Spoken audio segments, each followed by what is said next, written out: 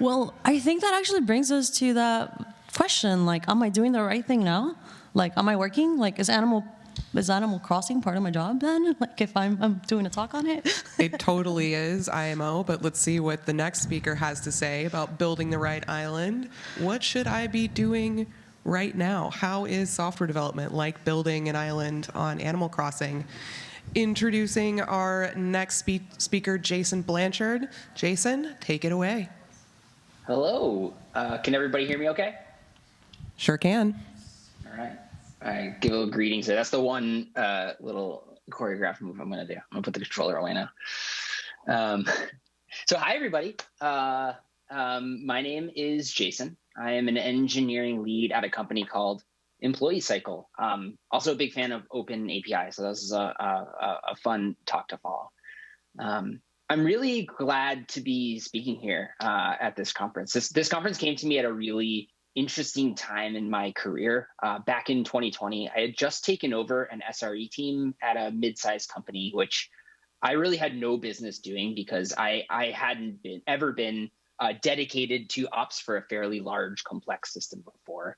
I played that role on future teams, but not as a DevOps person. And this is also right in the beginning of the pandemic. So we were all dealing with that. Like many of you, one of my coping strategies for me and my family is we played a lot of Nintendo Switch, a lot of Animal Crossing. That's basically how we got outside. And so all this was happening, and then this conference popped up, which was like DevOps and Animal Crossing, and it was just such a fun mashup of all these things that were happening in my life. So thank you to the organizers and the sponsors for keeping it going. It's a lot of fun. So up until then, I had never had my own Animal Crossing island before, but I knew what the game was. I had friends who played it on the Nintendo DS back in the day, and it always stuck out in my mind because I knew that the game happened in real time. And I was like, wow, like, how does that work? What does that mean? It's such an interesting game mechanic because it makes time a constraint that drives the gameplay. You have to learn how to use time effectively to play the game. You cannot just stay up all night and win. It doesn't really work like that. So as it turns out, thanks to this conference, this is also a great metaphor for talking about something that's challenging in our professional lives working in tech. Because there too, time is a scarce resource. We have to learn how to use time effectively to do our jobs. We can't just stay up all night and win. It doesn't work like that, or at least it's not healthy. You can try. Wouldn't recommend it. So that's what I want to talk about today. So how do we use our time effectively as software engineers and DevOps professionals? I'm going to walk through some of the pitfalls I've run into and strategies I've discovered for working through them and tell a couple personal stories. And these really, they fall in two buckets, right? So out of all the possible things that I could be doing, what do I work on? And then once I choose what I'll be working on, how do I work on it? So first, what to work on? So this probably sounds a lot like prioritization. So I'll touch a little bit on that here, but really I think prioritization is a topic that deserves its own whole conference talk, which I would go to because I don't feel like I figured out prioritization. Well, I haven't figured it out. One thing I've noticed about prioritization is that I think it's an inherently hard problem. It's not incidentally hard because you're doing it wrong or because you aren't using the right framework or whatever. It's hard because it's just hard. And it's especially hard in our world where we have to reconcile product-facing work that directly drives the business alongside technical debt or architecture enablers that we know are important, but that are a bit murkier to the non-technical stakeholders. So back to the first bucket here, what to work on. It's basically a prioritization problem, which I just said was hard. So let's reframe it a little bit and say the pitfall here is prioritization is hard. So I'm not even going to try. I'm just going to pick my work at random or order it in, the least or most to least fun and just go through it in that way. Now, this isn't as crazy as it sounds. Like I've done this.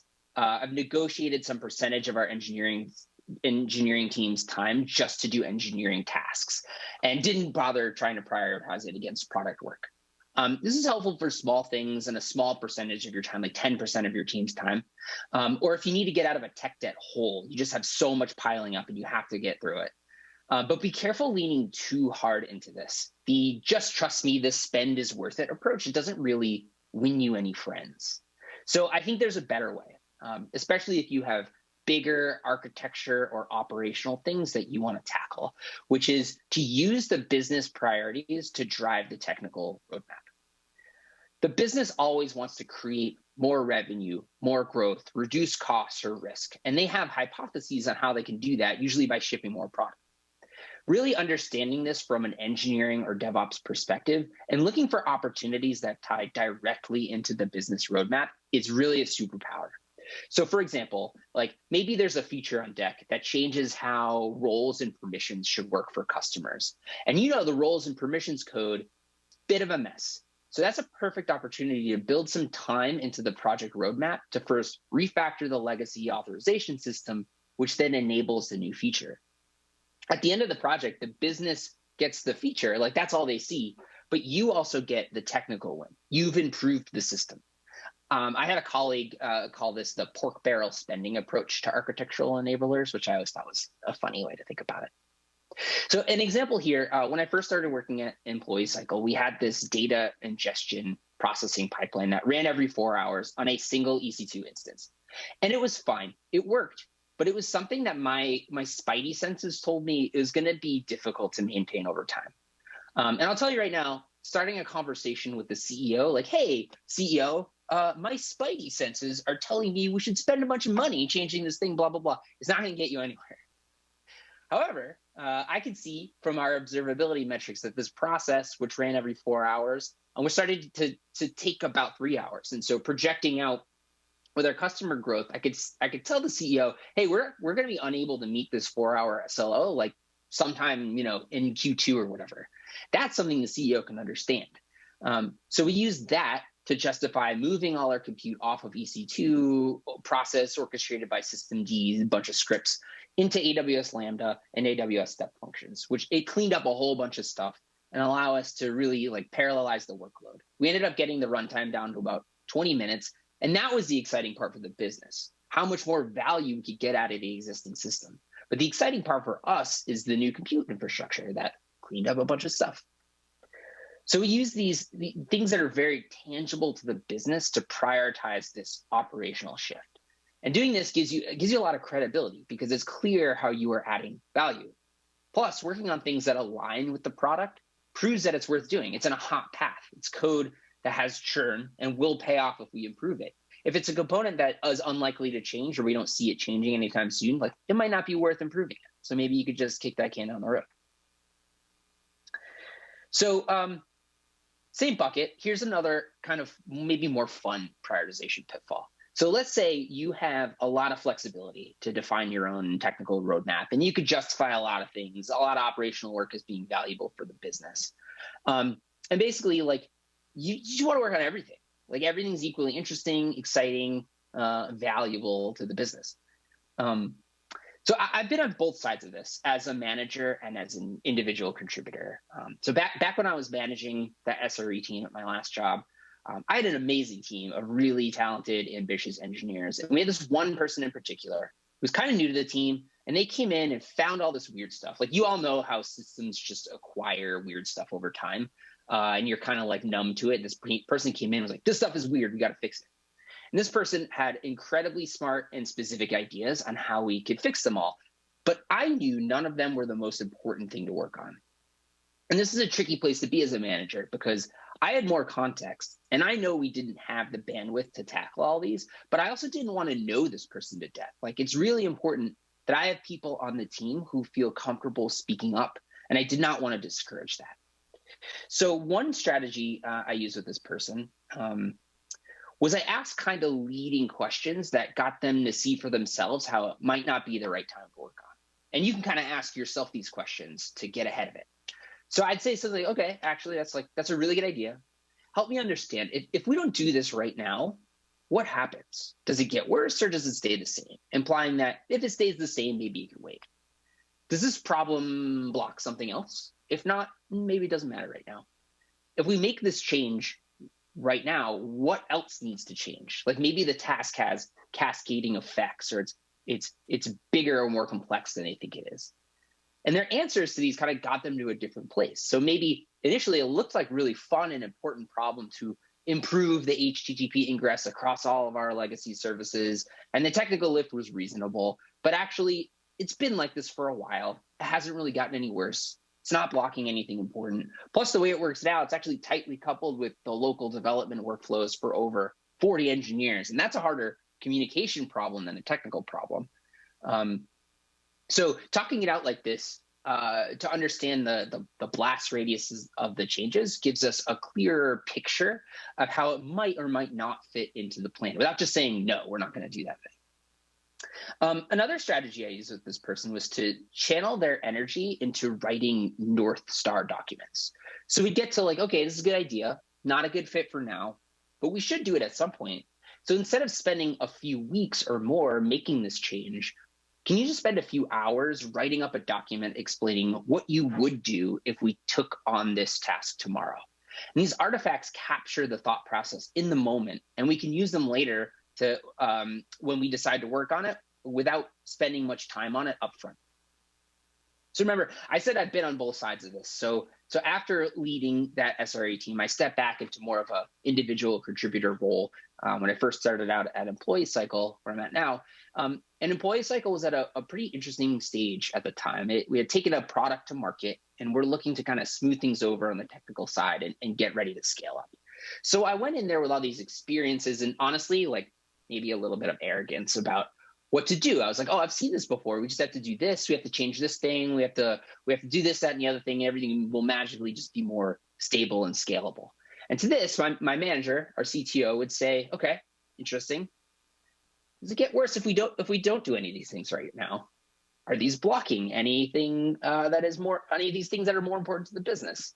What else would need to change if we made these changes? That's a good idea. How about you write up a doc describing what you do when we get to it? I was like, great, yes, I will write up that doc for you. And I realized the CTO was doing the same thing to me that I was doing to my team when I was a manager.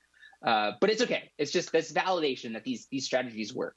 And you know what, like maybe I'm weird, but I found like I got almost as much joy out of writing up a document about what I would do without spending 10x as much time actually doing it. It was a lot of fun for me. And now we have these documents to use when we really start feeling that pain and we need to act on them. We've partially planned them out.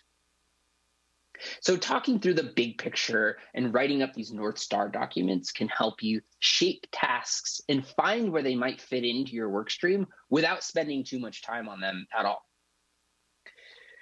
So what about the second bucket? When you decide which tasks you're going to work on, how do you work on them time effectively?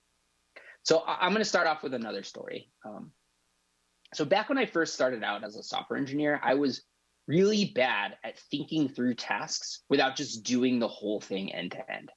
So I'd pick these tasks off the queue, and then I'd start coding them up, and the days or weeks would go by, and I'd get it partially working, and at the last minute, I'd notice some weird stuff, and I'm like, it's fine. I'll just like hack around it over here, and I'd get it fully working, and then bam, I'd throw up a giant pull request for review, and I felt like it was ready to merge. Like, let's just ship it now.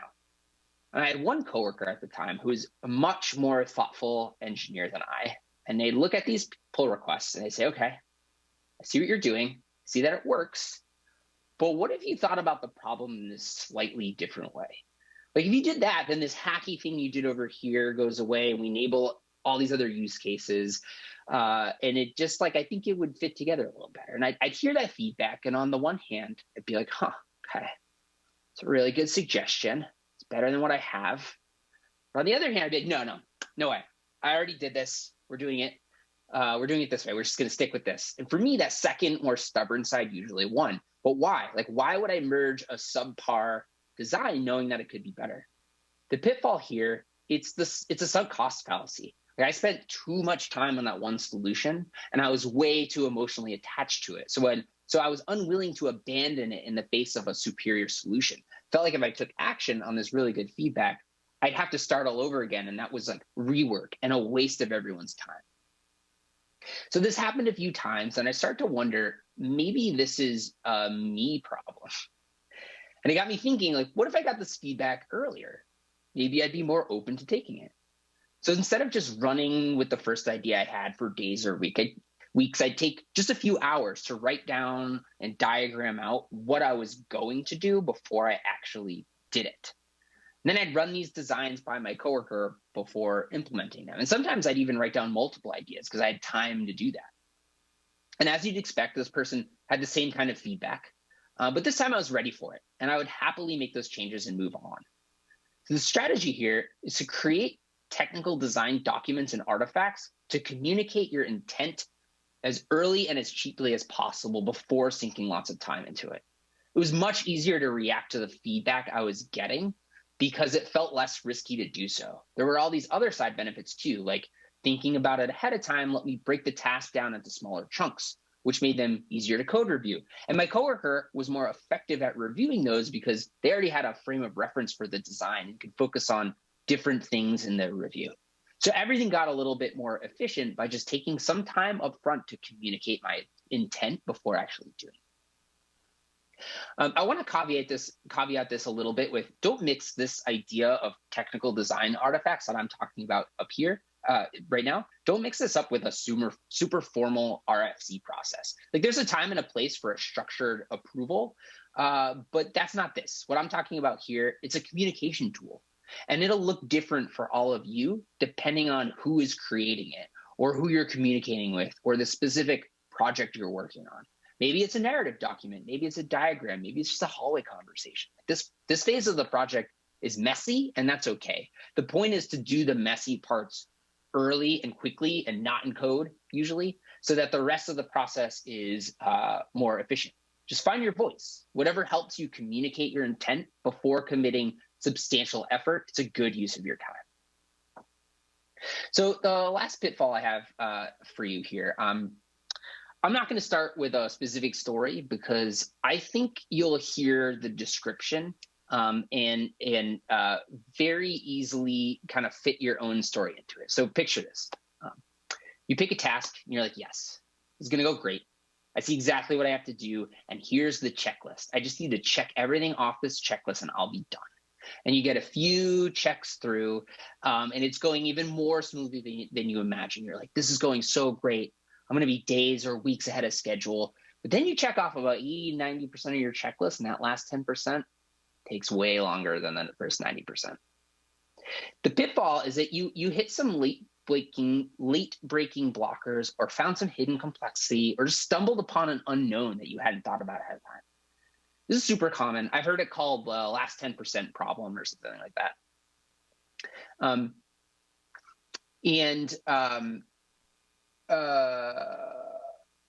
Another way to reason about this pitfall is that you are thinking about progress as a checklist of equally weighted tasks. And you probably started with the easy ones because it feels good to check those off, instead of thinking about tasks in terms of relative uncertainty.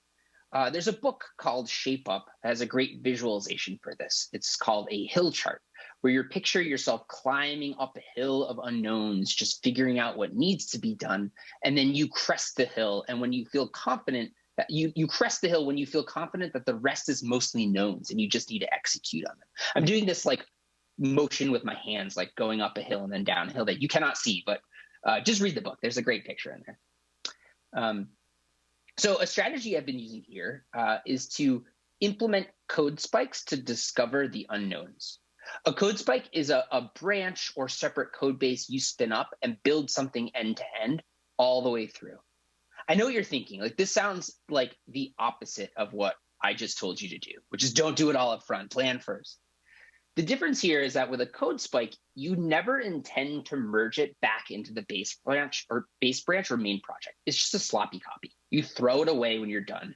You use it to improve the project, to prove out the project scope and reveal any gotchas or unknowns. So that project I mentioned earlier around moving our data pipeline compute off of EC2 onto Lambda, that project was pretty big. It had a lot of unknowns. AWS Lambda and step functions, they were both new to me. It's exactly the kind of project that could unravel at the last 10%. So what I did there was I thought it through a little bit ahead of time. I gut checked some technical design doc with other folks, identified all the things I wasn't quite sure about, and then I took a few days and I got a piece of it working end to end. And the code was an absolute mess. Like I didn't format my Terraform or factor anything into modules. I hard coded all the VPC subnets and resource names because all that stuff, like I know how to fix that. That's easy. I just wanted to get the thing working and run into the hard parts that I did not know about when I first started. None of that code got merged. I left it all in a draft pull request, and then later I just closed it. But when it came time to actually do the project for real, it went really smoothly because I had eliminated most of the unknowns. Plus, I had a reference project to look at. And I'd say like maybe half the code I ended up committing, it was just copy and pasted from the original code spike. I wasn't really starting from zero. I just copied it and made a few changes and cleaned it up. So code spikes and technical design docs, they kind of go hand in hand. Like you can bounce back and forth between them and they inform each other. What you focus on in the code spikes is driven by the unknowns you think you might have from the design process. And what you learn from the code spike feeds back into the technical design process. It's a really powerful way to chart a path forward with confidence, particularly for complicated tasks. And this saves you time overall. So really, like, that's it. That's all I have right now. It's surely not an exhaustive list of pitfalls and strategies for managing your time. It's just the ones that kind of stuck out to me that I had some stories about. I want to hear more. I want to hear your stories. So like chat me up on the Discord or find me on LinkedIn. I'm getting a little bit too old for Twitter, I think. But before we go, I did want to summarize a few things here. So first, you'll notice a lot of these strategies that we talked through are not technical, except for maybe the code spikes. And in fact, a lot of good software engineering strategies happen before any code is written. It's more about communicating with the rest of your team and being able to feed what you learned back into your work. And then second, in terms of communicating solutions, nothing is inherently good or bad or more or less important. It's all just a set of trade-offs. So thinking and communicating in terms of trade-offs is going to give you a more objective lens for landing on a path forward or working through prioritization complexity. And then lastly, everything you do happens in a context wider than just the software systems that we spend most of our time working with. You may know how to solve something or want to do it in a particular way, but do you have the team to support it? Is everyone else on board? Is this the best thing for the business? Like Heidi mentioned in her talk, like, don't build more island than you need, which sort of means that like you need to understand the context of your island to make that call or have that conversation. So having empathy for this part of our work, it's not always natural, but spending some time putting effort into it will pay off. So that's it. Those are my words of wisdom. In some ways, I'm still learning them over and over again. Maybe I'll have new ones in 10 years. Deserted Island DevOps 2032. Here we come. But that's it. That's all I got. Woo! Thank you, Jason. That was a great talk. And I mean, I think it's a lot of what DI DevOps is about, like talking about those people processes that gets us to the decisions for the systems that we all end up working on. And a lot of that is communication and doing trade-offs. And I love that you put that once again on that like wrap-up slide, because we always need those reminders. And a lot of it is like, are we all going the right way?